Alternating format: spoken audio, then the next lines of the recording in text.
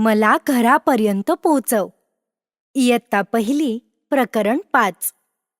मार्गावरून बोट फिरव आणि गिरव.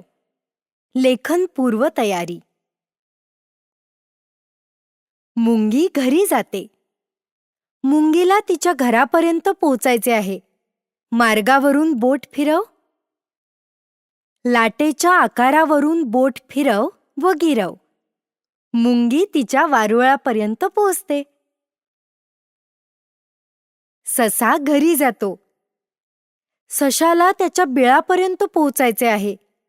झिगझॅग मार्गावरून बोट फिरव. झिगझॅग आकारावरून बोट फिरव व गिरव. ससा त्याच्या बिळात पोहोचतो.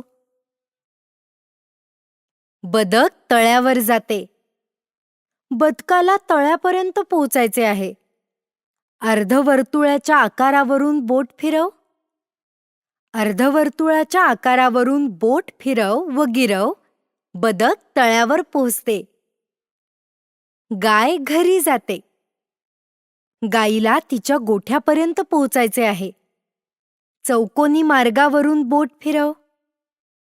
चौकोनी आकारावरून बोट फिरव व गिरव. गाय तिच्या गोठ्यात पोहोचते. पक्षी घरट्यात जातो. पक्षाला त्याच्या घरट्यापर्यंत पोहोचायचे आहे. अंडाकृती मार्गावरून बोट फिरव. अंडाकृती आकारावरून बोट फिरव व गिरव. पक्षी त्याच्या घरट्यात पोहोचतो. शिक्षकांसाठी सूचना.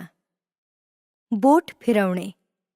विद्यार्थ्यांना दिलेल्या आकारावरून बोट फिरवण्यास सांगावे. गिरवणे.